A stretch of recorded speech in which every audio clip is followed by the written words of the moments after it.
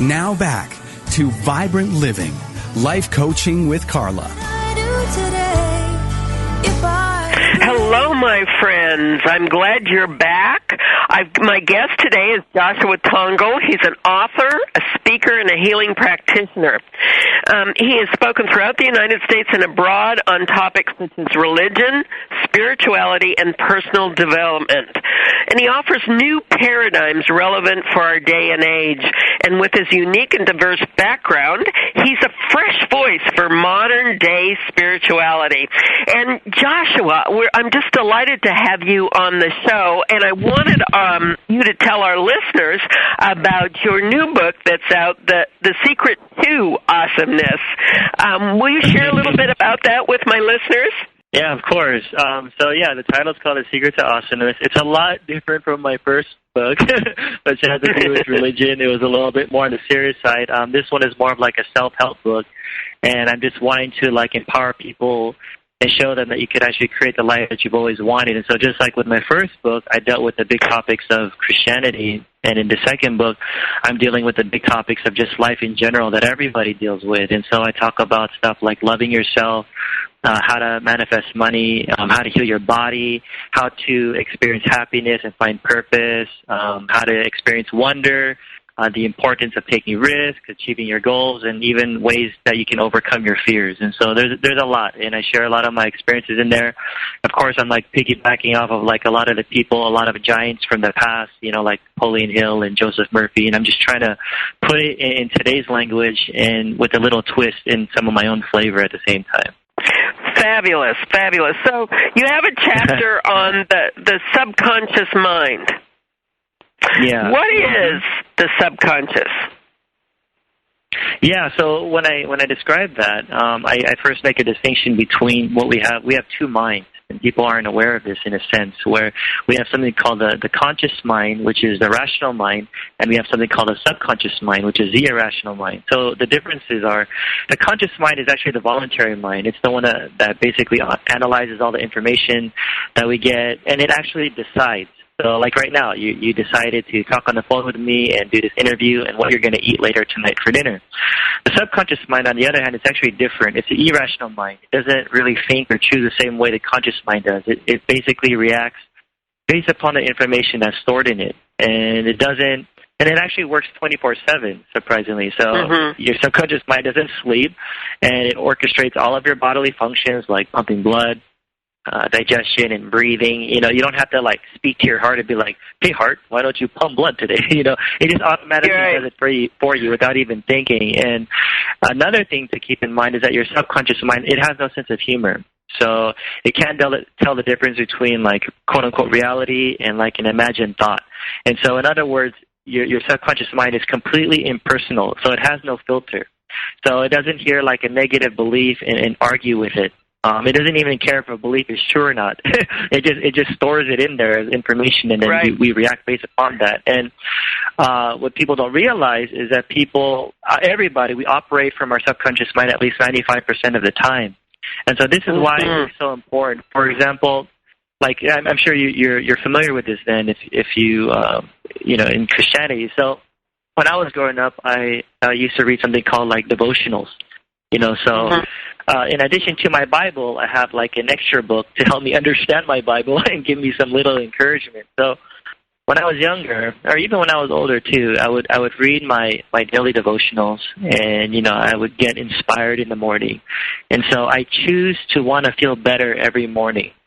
So it would be interesting because after I'm done praying, after I'm done reading these encouraging words and how I'm loved and how I'm blessed, all of a sudden it seems to come out of nowhere. Later on, I just feel like crap. I feel bad, like I feel like I'm a nobody, or I feel ashamed, and I'm thinking like, what happened? I just woke up and I did my daily devotional, and so this is where people don't realize where the subconscious mind started kicking in. So your conscious mind, you want to, feel better, you want to say positive affirmations, but your subconscious mind is a lot more powerful. And so my subconscious mind is like all those years of things that I've allowed to enter my mind, of things where I'm like, I feel like I'm a nobody, or I could feel I'm ugly, or I feel like I'm poor, and so this is where if you want to change your world, we have to reprogram our subconscious mind. And so that's where I get into the book. Absolutely, absolutely. When I think of the subconscious mind, I think of it as like this huge repository where everything is stored there. And you're right. You know, it doesn't have a sense of humor, so there's no differentiation between reality or illusion. You know, it's all there. But there's also there's a collective subconscious. You know. Charles Fillmore, who was one of the co-founders of Unity, called it race consciousness. And we notice it, the influence of people around us during certain decades, you know? Right. You can almost say, oh, you're this, you're that, you know, because of the flavor of the subconscious mind, the programming. So, I get it. Mm-hmm. It's a powerful thing. It is, and to understand the differentiation, you know, I even go a step further with it and say there's a super conscious mind. There's the part of the mind that watches the other two parts of the mind. You know, it's that. Uh-huh. You know, that's our connection with the truth of who we are, our spiritual nature, the higher thoughts, the more creative thoughts. That when we begin to not react, but to say, okay, how do I choose to respond? There's more possibility present. Sure. Or maybe you could call it your higher self. You know, your true awareness, right? Yes. Yeah. So I agree with that. So we all have the ability to create, right? Mm-hmm. I believe so. You believe that? Mm-hmm. Yeah. And so where does that power come from, in your opinion, Josh? Yeah. So, when I was growing up, I always thought that the power comes from outside of me. In a sense, it's like it's like God is out there. You know. So when I need something, I pray. You know, and I asked God to do something. And there's nothing wrong with praying, but I felt like there was a misunderstanding in my mind of how it worked. And so I believe that our ability to create or to just do any of these things, these powerful things, it's not from a deity that's outside of you, but I actually believe it's a power that's within you, like it's an intelligence. Mm-hmm. So just like what you were saying, was it like a super subconscious you were saying? It's like this invisible consciousness that's capable of infinite possibilities. And so what I do in my book is that I'm just showing people how to quote unquote connect to the source, or better stated, just to wake up to it, to the reality of who you really are. You know, so you don't have to look outside yourself, but just to look within and to realize you are very, very powerful, but you just don't know it yet. You know, and it's just being able to awaken to that, because people will think that it's it's arrogant to claim that you have this much power, but it's not. It's just walking, you know, who you truly are, and making the most of this life, knowing that you can create your reality instead of acting like a victim, or else you're always going to be like, God, why did you do this? Why me? Why me? Why did you? Well, once you understand that the power is in your hand, then you won't have that kind of mentality, why poor little me, you know, and you could take the situation into your own head and make it the way you want it to be. So it's very empowering. You know, that this understanding, instead of leaving it to someone outside of you. It's a totally different perspective, a different level of consciousness. Mm-hmm. You realize that you happen to life. Life doesn't happen to you. Right. You have the power within you to create the life you want to experience. What? Really? Mm-hmm. You mean God doesn't do this for me? What? You know, I can remember in ministerial school when I was there, you know, talking about, well, what is prayer? You know, really drilling down, what is prayer? And I really came to the conclusion that we pray to change us, not to change a situation, to change God or to change another person. We pray to change to lift our thoughts up, to awaken ourselves to the highest possibility for the soul to be healed. Mm-hmm. You know, that's why I tell people, whether it comes to healing or manifesting money, whatever it is, you know, praying, you're not necessarily praying for something as if you don't already have it. You know, maybe you may not see it, but all possibilities exist. So praying, in my understanding, is more of just an awakening of recognizing what you already have, and somehow you choose a possibility that you want in your life, that you want to see manifested in front of your own eyes, you know. So it's more of an awakening in my understanding. I love that. I love that. So that's part of this this secret to awesomeness is awakening to the infinite, unlimited possibilities. Now, we don't experience unlimited possibilities when we're in a competitive mindset. Right.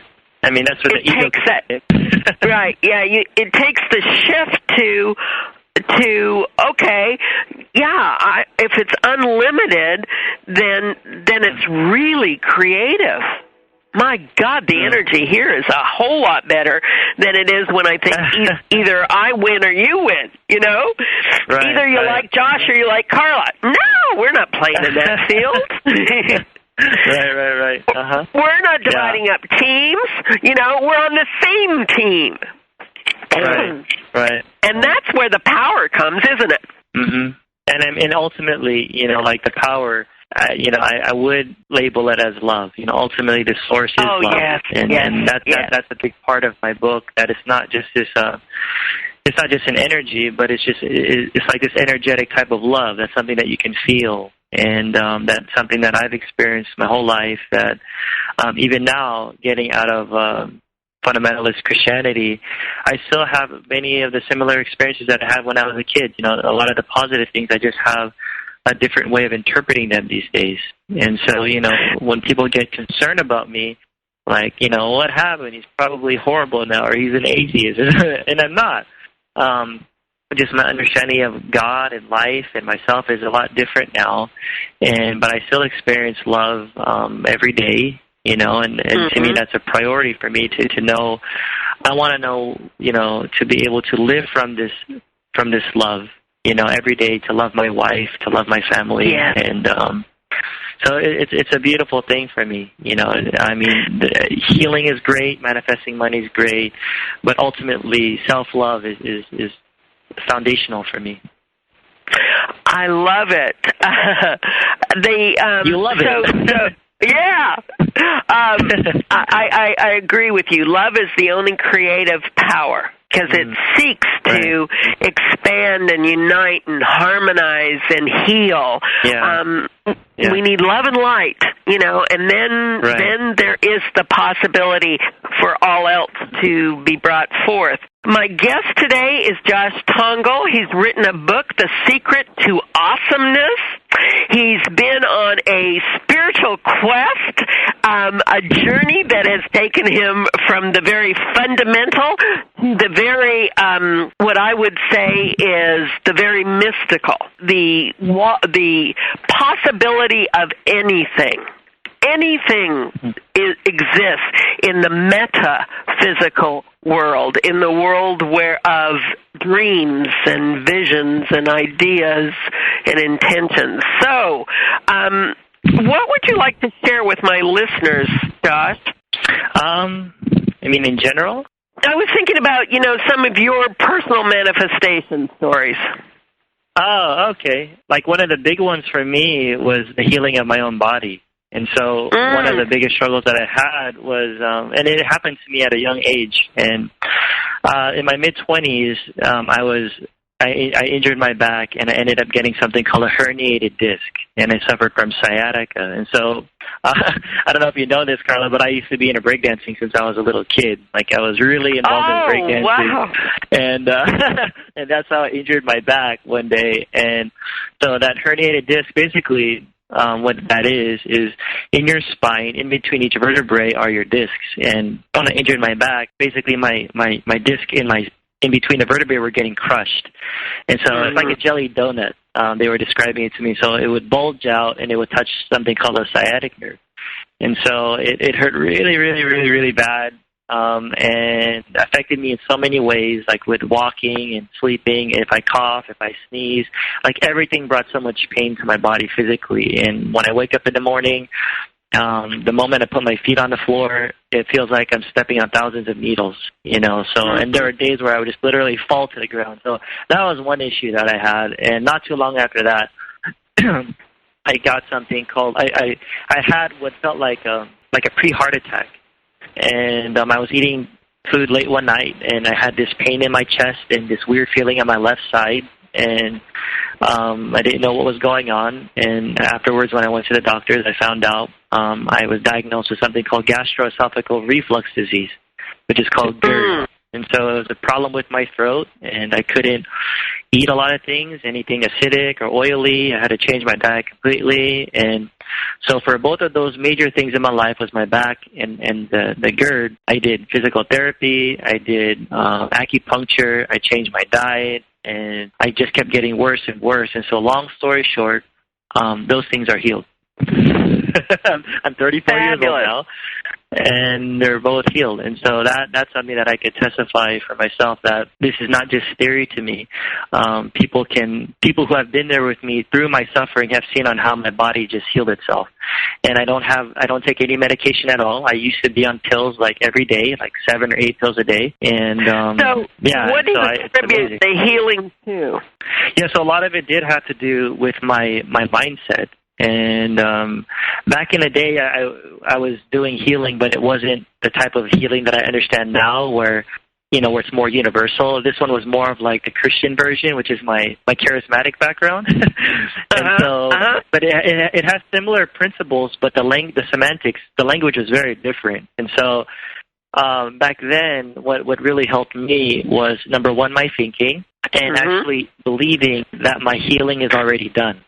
That was the language that we would use back in the day. So my healing is already done, and I would actually act it out, And so when I had my back pain, my back injury, in faith, I would do stuff to act as though I didn't have any back pain. Or when it came to my throat problem, I would purposely eat the foods I'm not supposed to eat. Now, I'm not telling your listeners to do that, right? Because we're all at different places in our understanding, but that's how I was able to heal my body with my own mind, and it's by thinking and acting in a certain way. So it's not just you think it, but you actually have to live it out. If you're actually believing something in your subconscious mind, you're actually going to feel it, and when you feel it, the next thing to do is to act. And so when I was healed of my GERD, it's like completely gone, like totally gone. And I remember, as a step of faith, I was in my university, my alma mater, and I remember just eating burgers and pizzas that day, and it didn't affect me at all. It just disappeared. But before that, I'm telling you, I couldn't hardly eat anything. And I had chest pain and heartburn every single day, like every single day. And I had to sleep with like elevated pillows, and you give me one little lifesaver candy, it messes up my throat the whole day, and it just disappeared like that. And it was amazing. Like, to this day, I still get emotional just thinking about it, how my life has been changed. Exactly. The reason I believe you is because this has been my experience also in life. There are principles that we follow. The idea that there is all possibilities exist, that when we focus our attention upon one of the possibilities and draw that thought into our mind and really flesh out our imagination, what would it be like? What would Josh look like healed? What would he be doing that he's not doing now? So that you can taste it and smell it and touch it, and you really know what it is. That's what a vision does for you. You don't worry about how, do you, Josh? How? No, you don't. Does it matter? That's what's crazy. Yeah. when you focus on the how, that's when you start to worry, because it seems impossible. That's when it's exactly. Exactly. So I tell people, how's none of your business? I keep saying, no, it's none of your business. Leave how out of the picture. Your business is to create this amazing vision that fills you with enthusiasm, that connects you with the deepest part of yourself, where you can really come alive to life in a different way. And then you set an intention. You anchor that vision with a promise, and the promise then becomes the GPS for the vision. And the promise sounds like this: I am willing to be completely whole, healthy, and alive. I am willing. Yes, every cell in my body responds with a charge, and that charge is life, life, life, and it's happening right now as I'm speaking. And then you act. Yeah. And as you take a step towards your vision, the law is the vision's moving towards you, and it is done immediately. And so step by step, you step into until you and the vision are one. You know, it's you know, Josh, we're talking right before Holy Week here. Right. And we're talking about the human journey we all go through. Understanding that we're fully human, but there is that aspect of us that's fully divine too. You know, if Jesus didn't die for our sins, which I don't think that's the most powerful message of Jesus, but he died to show us a way to live life vibrantly. Okay, so crucifixion comes along the way, you know. We gotta be willing to, okay, life happens, but I happen to life. And in empowering ourselves, miracles follow. And I always tell people, don't give up before the miracle. So to all of my listeners, I want to encourage you to check out Josh's book, The Secret to Awesomeness, to check out his YouTube videos, to go to his website, joshuatongol.com, and learn about this amazing voice for possibility. Because, my friends, it's up to us. The reason we're alive is we can do it, but we do it together, not alone. Together, we have so much power. Josh, thank you so much for being on this show, and I really would love to have you back again. I definitely am excited to follow your career, and congratulations on your anniversary. Thank you. It was an honor to be on your show. Thanks, Carla.